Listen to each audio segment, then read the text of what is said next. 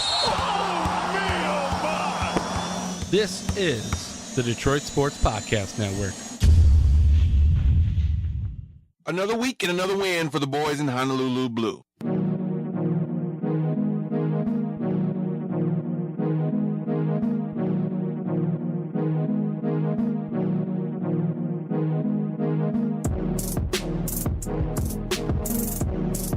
You're listening to the Hindsight 20 podcast. I'm your host, Jerry Mallory. I want to thank each and every one of you for listening. As always, a proud member of the Detroit Sports Podcast Network, friend, contributor, if you will, over there at privadetroit.com.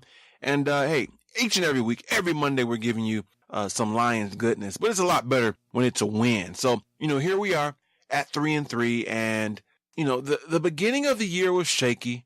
You look at the Chicago game, you look at the Tennessee game, and you want those back. But all that being said, this team now at 3-3, really just one game off of where I predicted them to be. But it's not all sunshine and roses. We have a lot to talk about, which we'll be doing on today's show, giving you game thoughts, a sound clip or two. We have our usual call outs and shout outs. We'll give shout outs to those that did good, and we'll call out those that need to do better. I have some very bad statistics to give you, and it's all related to our defense, which we'll talk about, not just the players, but the coordinator as well. And we'll look around the NFC North. So the game is over. We pulled this one off. This was another one where we weren't the odds-on favorite. I don't know what the line was, to be honest with you. I'm going to say, this one may have been close. I don't know if they had us favored or not, but record-wise and so far early in the season, the Rams look to be a decent team. They're at 3-2, but we pull off the victory. Final score, 28 for the Rams. That's not too bad, but 31 for the Lions. That's even better. So let's break down some of these stats real quick. We'll go over to the Los Angeles Rams, and I was worried about several guys, but particularly Todd Gurley. It was all set up, in my opinion, for him to, do Todd Gurley things. Now, he has not had a good year so far. He has struggled by his standards. He's looked pedestrian. And I just got flashbacks to Aaron Rodgers, who struggled. And then lo and behold, we face him. And to me, it was obvious. This is a game where Rodgers will bounce back and he'll right all his wrongs. Now, Aaron has not been, really good since the Lions game. They just lost to the Dallas Cowboys there at Lambeau Field. But it was one of those bounce back wins and bounce back games for Aaron Rodgers. I was expecting the same thing for Todd Gurley. And early on, he's starting off with a 14-yard run to rip off things. He's moving, down the field really good. I think they went away from him a little bit too much. Now, they scored 28 points. They got a touchdown in every quarter. You can't really blame the offense, but there were some key moments where I felt like, we stopped them once or twice and they just went away from Gurley. But nonetheless, he was the guy I was worried about the most. I highlighted him. I have really big aspirations from this year. He's not living up to it so far. He only had 58 carries, 4.1 average, 48. I'm all over the place. He had 14 carries, and 58 yards. Kind of cool. You look at Zach Zenner, exact same. He had 14 carries, 58 yards. Now, Case Keenum, and we'll talk about him as well as, our defense as a whole in just a second. He was, though, 27 for 32, okay? 321 yards, 3 touchdowns, 1 interception. Yes, Case freaking Keenum, okay? Case Keenum. Receiving-wise, Kenny Britt looked like, this was the Kenny Britt that we thought would be the norm, when he was with Tennessee. Okay, he's big, fast enough, very physical, and he made one of the best corners in the league look bad for a good portion of the game today. He had 7 catches for 136 yards. The other guy that we had nightmares about, we dreamed about, we really worried about was Aaron Donald. He had a good game. He did have a sack, which was not a surprise, and he had 4 tackles. Now, moving over to the Lions side of the ball, Stafford, another week, another solid performance.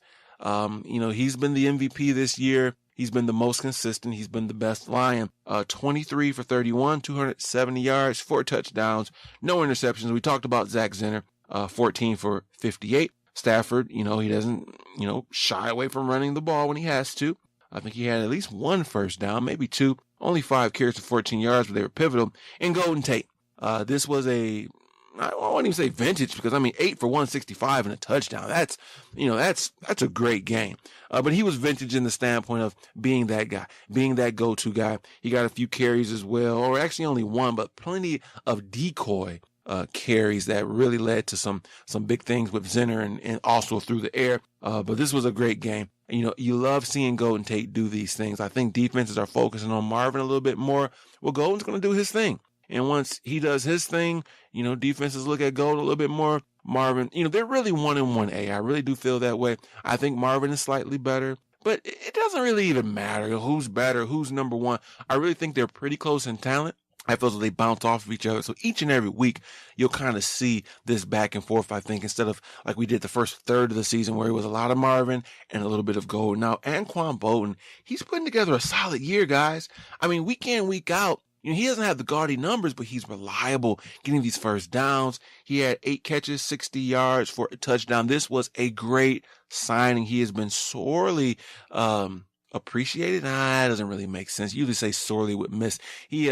He's been sorely needed. He's been very much needed. He would be sorely missed, I guess, if we didn't have him, especially in the light of Eric Ebron not playing these last 2 games. He's kind of filled in some of that slot situation. So big game for him from, moving the chains and getting key catches when we needed it. On the defensive side of the ball, not a ton of flash. Devin Taylor with the strip sack, which we'll talk about a little bit later, which was pretty cool, as well as the pass defended. Slade with one, Raphael Bush with not just the pass defended, but the huge game-sealing 2 weeks in a row, game-sealing, game-winning interception. You got to love that. So the first thing I want to, really delve into was the coaching battle.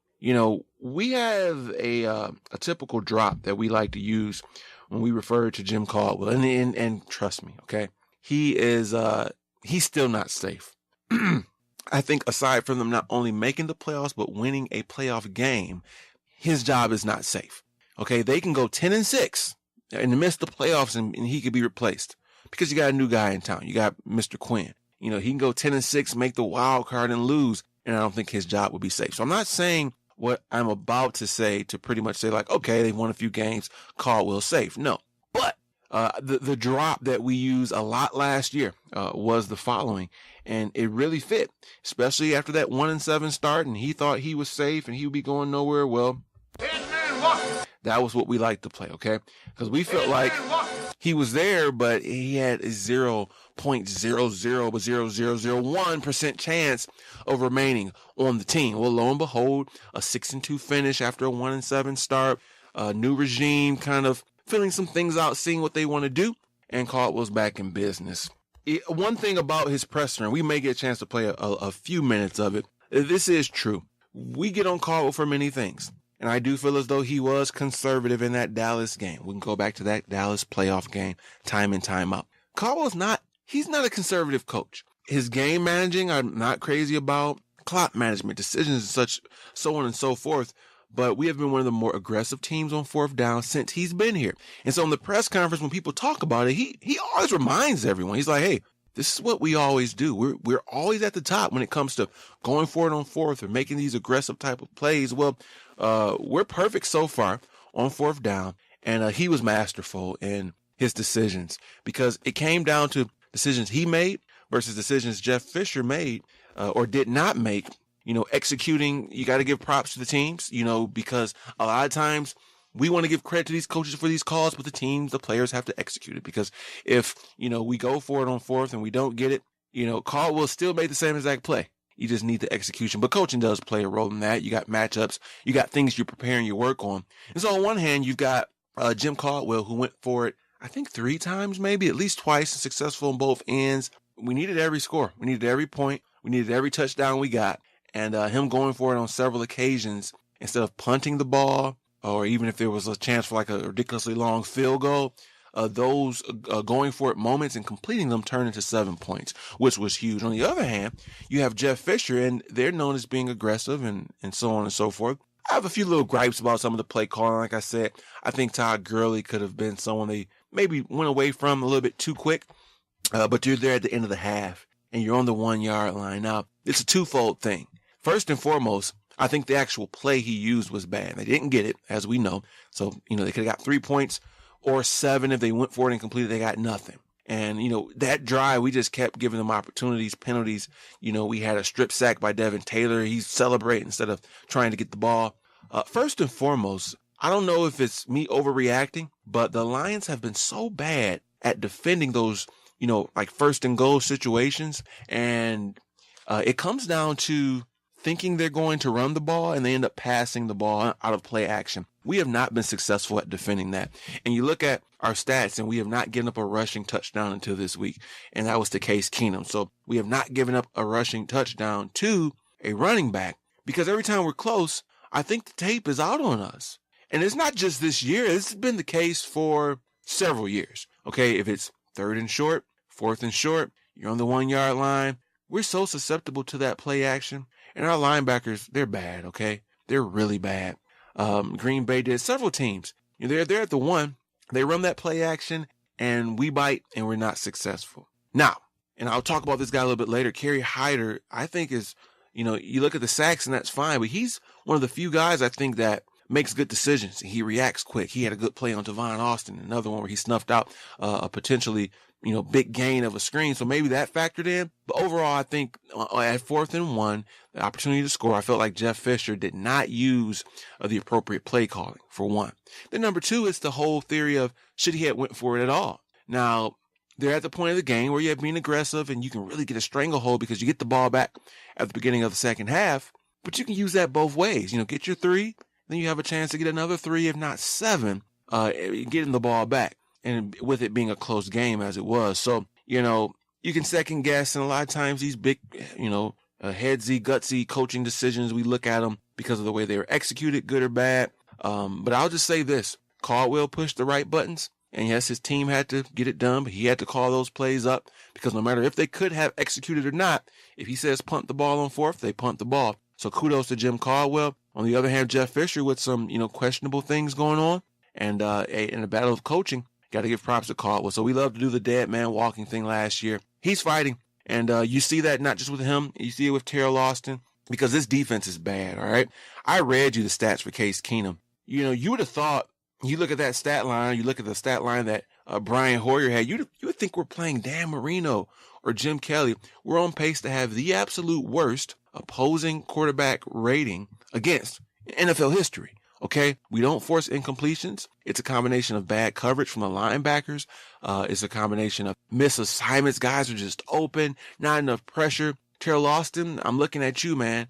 I think he has fallen from grace from, his first year here as a coordinator. He was a lock to be a head coach because of the way he got this defense to last year. A lot of meh. He kind of recuperated a little bit at the end to this year. This defense, man, he has fallen from grace so bad. This is one of the worst defenses I've seen. We can't stop it. We can't get off the field. We just, every time you want to get a pass, someone's open. Part of it's scheme. I understand injuries. Good to have Ansah back. He's probably not 100%. I just think it's a gumbo of disaster. It's bad coaching. It's guys missing tackles and just not playing smart. It's guys that are just not good. You Thurston Armbristers out there instead of DeAndre Levy. And, I do like the sense of urgency that we saw with them. Those wholesale changes, Kyrie Thornton and Teron Walker started off. Well, they got the axe really quick. And you saw a lot more Anthony Zettel. You saw Sean Robinson in the inside, Stephon Charles, who's been like a dead man. I called him out on last week's episode. He must be listening to the show because he stepped up having a huge run stop and playing a lot better, as well as, Hyder doing what he does. But you give them credit for making those changes. Is that Quinn pushing the buttons? I don't know. Is it Caldwell? I'll just say it's Austin.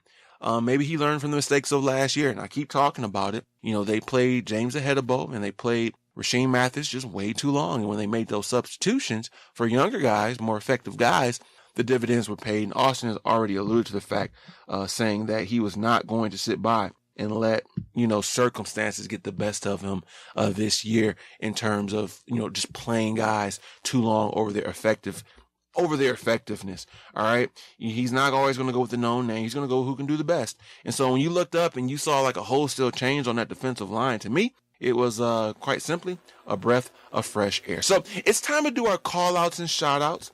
You know the drill. We give props to those that do good. That is the shoutouts. And then those that have struggled, we're going to call them out. We'll start with the first guy, play a soundbite, take a break, do the rest. And so Stafford, man, I can't say enough about how great, how awesome, how effective he has been this year. So he is the first guy we're giving the shout out to. But let's take a listen. Let's see how Stafford felt about the game. Just a few minutes there at the press conference after getting the huge victory, 2 in a row, both at Ford Field. Yeah, no question. We were not perfect. There's no question about that. Offense, had a couple stalled drives. Defense, they got after us a little bit there, but guys made big plays in big moments. And, Slay did a great job on the 1 3rd down, getting the pass breakup. And then Bush with a great pick to seal it. Those are big plays to play right before the half. It turns out to be a huge play. We were making critical plays and doing a good job of that. Too many penalties, for us on offense, but did a nice job putting the ball in the end zone against a really talented group. Matt, your coach says you're comfortable being uncomfortable as a team. What does that mean? I don't think any situation is too tough for us. Whether it's week 1 and in that situation that we had to come from behind and win, or these late fourth quarter comebacks that we've had these last couple of weeks, we just seem to rise to the occasion and play really well. It was a good, hard-fought football game. That's the NFL. It comes down to the fourth quarter more often than it doesn't. And, you got to make the plays to win it. We were able to do that. Man, you mentioned penalties, and there was a couple drops, certainly missed routes early. But then as the game went on, it seemed like you clicked in at some point. Do you remember that turning point for you where you felt that and you guys really in rhythm? I don't know. I think, we had a couple nice drives in the first half, 2 out of 3 touchdowns, and then the second half sputtered there for a little bit midway through the third, and then, played pretty good football there in the fourth quarter. But it was a struggle. That's a really good defense. They're really talented. We had some new guys playing in some different spots up front, and they blocked their ass off. To play that front, give up, what did we give up, 1 sack? And I felt comfortable really the whole day. That's big-time football for those guys to step in and play, and then we ran the ball, pretty darn well too. So it was a good day for our guys up front. How do you get a rhythm of consistency with the approach and plays? Catching so many things together, offensive line, tight ends, running backs, and all that. How do you achieve just a lot of hard work. We go out and practice extremely hard. We have guys who are coming in, like you said, off the street really the last 2 weeks and have played a ton of snaps for us. And it's a testament to those guys, the guys that are coaching those guys to get them ready to play. And, just being veteran guys. When they come in, ready to play, go play. Not to say it's going to be perfect every time, but those guys are really helping us and helping us battle through a tough time as far as who's available at the moment. It looked like it got a little chippy there at the end on the kneel down. On your kneel down, did they hit you, and then the next one you just ran it into the line, or what happened? Yeah, I wasn't real fired up about what happened on the first one. We took the second knee. I'm sure that didn't feel any better for them. So I just let them know how I felt about it. Yeah, he's doing a really nice job. We're putting a lot on his plate, mentally. He's in the backfield. He's motioning across. He's running all the typical receiver routes. He's doing a bunch for us, and he's doing it really well. Today was awesome. I was really happy for him. The guy's been working his tail off the last couple of weeks, and really, they did a lot of stuff. They were kicking the coverage to Marvin a lot. Playing 2 to his side and off to GT, and we were taking advantage of it. Whether it was a short pass or we had the long one too, we got a free play. So really a great game from him all the way around.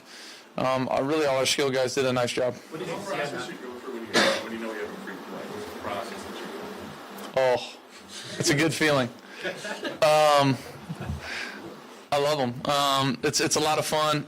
All week I kind of watch these guys and it's tough to hold the ball against them. They have a great rush and kind of watch some tape and some quarterbacks looking one way in the backside corner, just kind of, for whatever reason, kind of sloughing off, thinking the play's over. And I wanted that chance to do that in the game and got the chance. They were playing single high and, launched one up to Golden late. Guy made a great play. But it's stuff that we got to do. That's a really, really good front. We got to try and keep them off balance. I tried to use cadence a bunch. It hurt us. We weren't as disciplined as we should have been. We had a couple false starts on offense, but, it's something we have to do to help everybody out. Did you see the 4th down play where you got the rush and kind of threw it out? Oh, yeah. That's, we kind of had a man beater called, thinking they were going to pressure us and play man, which they had done to us the last couple of years when we had played them down there in the red zone, and they played to Tampa and played zone, and so it was going to be one of those things. We motioned over, and I'm going, okay, I'm going to have to, most likely try and make a play here. 12 did a great job. Found the corner of the end zone, scrambled around, saw 33s back to me, or the corners back to me, and just tried to put a good ball up there. Guy made a great catch, was getting PI'd anyways. I'll take the touchdown pass over the PI. All right, good hearing from our fearless leader, Matt Stafford. And like we've been saying, he's been magnificent this year, really. It's hard if you're a staunch critic of his to really place any of the blame on him. Perfect? No one's been perfect in the league, but he's had a lot of nights where it's 4 interceptions, or rather 4 touchdowns and no interceptions, 3 touchdowns and no interceptions. He's been getting it done all year. So kudos to Matt Stafford. We're going to take a quick break. When we come back, we've got 2 more guys we want to give props to. We're going to get their shout outs. 3 guys, 2 guys in a group that we'll be calling out. We'll look around the NFC North and we'll wrap things up. So stay tuned as we'll give you more right here on the Hindsight 20. Jerry Mallory here for the Hindsight 20 podcast. If you want your ad to be placed right here, potentially on some other podcasts as well in this network, do me a favor. Send us an email, hindsight20podcast@gmail.com, and it's simple. We'll make it happen.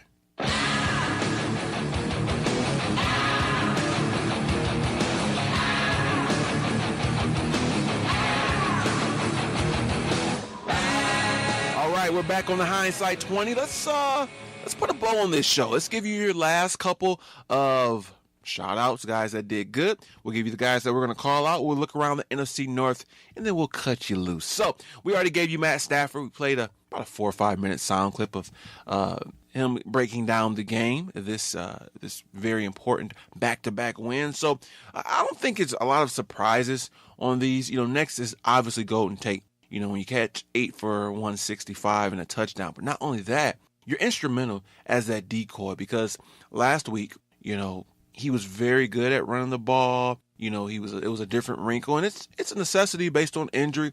But I wouldn't be mad if they did this more often. Tavon Austin, right there on the other side of the ball, is a guy that does this quite a bit, as well as Randall Cobb. They're all similar in their skill set.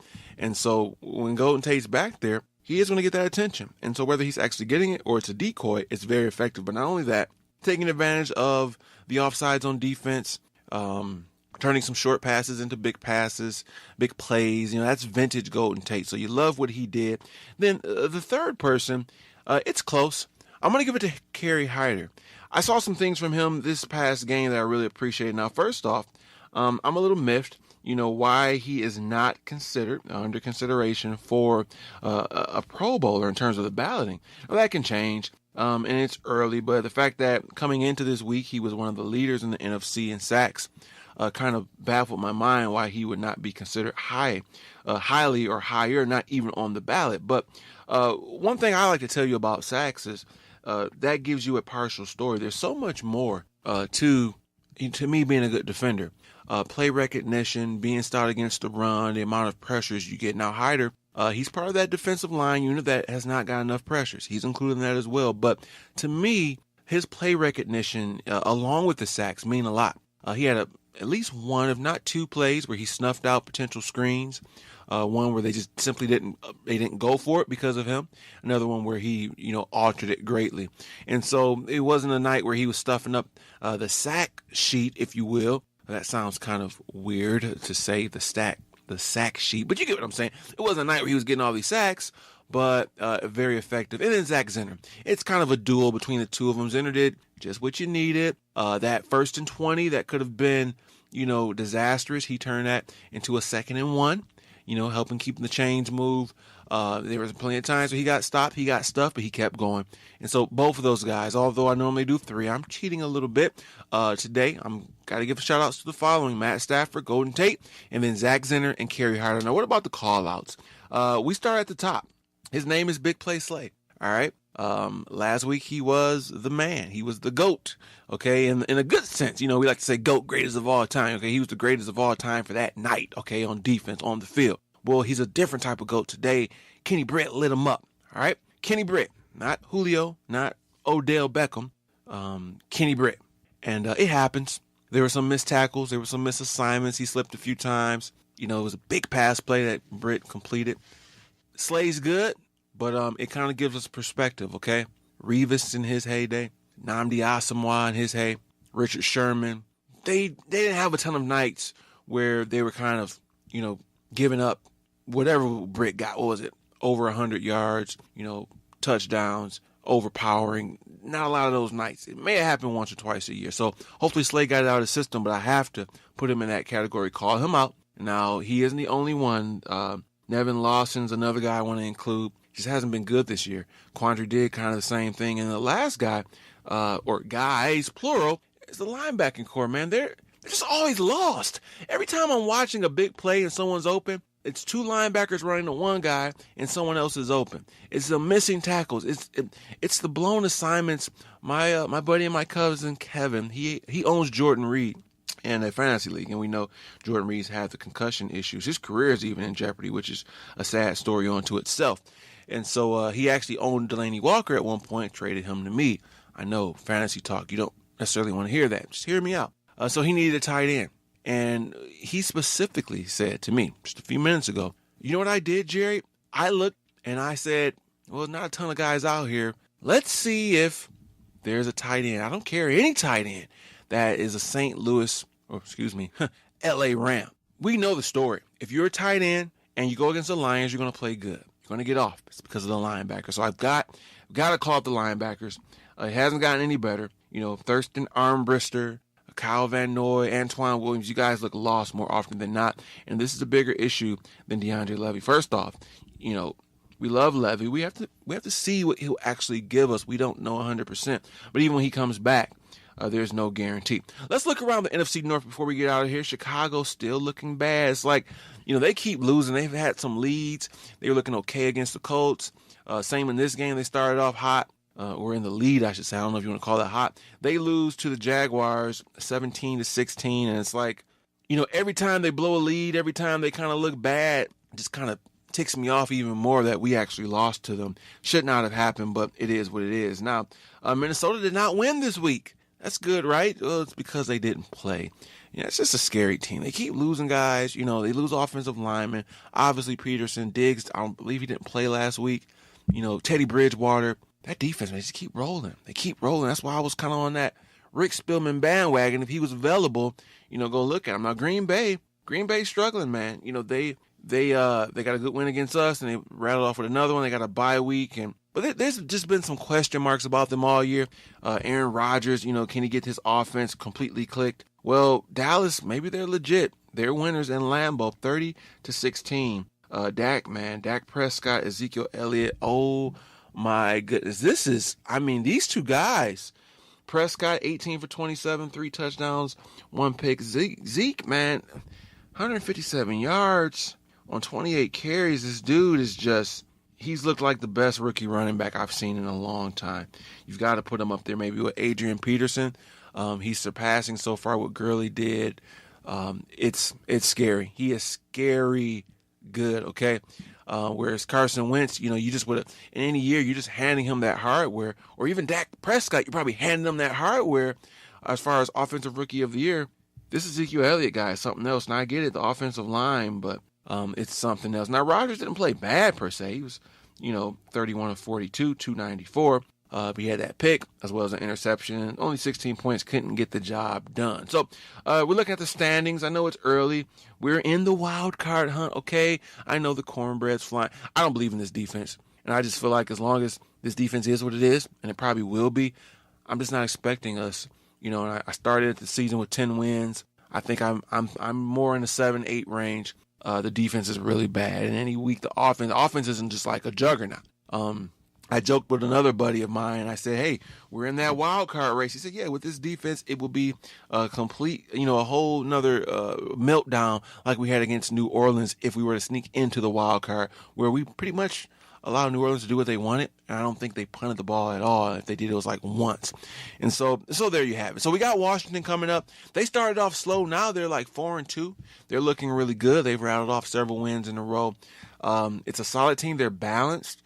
I think their defense, they're making some strides. But overall, it's a balanced team. Matt Jones, their running back, I've been very low on. He had a decent game this week. But you don't know which receiver is really going to hit you which week. So it's not like Slay can shadow one guy. they've got Crowder and they've got Jackson and, Garcon. If Reed plays, that's going to be scary. You never want a guy to be hampered by concussions, hamstrings. I'm thinking about Rob Gronkowski, who I own in one of my leagues. Welcome back, big boy. Decent game last week, really good game this week. You never want a guy to be hampered by concussions, but it's like, can Reed just sit out one more week? He's one of the best tight ends in the league against one of the, in my opinion, historically worst tight end coverage teams in the league. That could be a nightmare scenario. And Kirk Cousins, he's been solid. So we'll have to wait and see.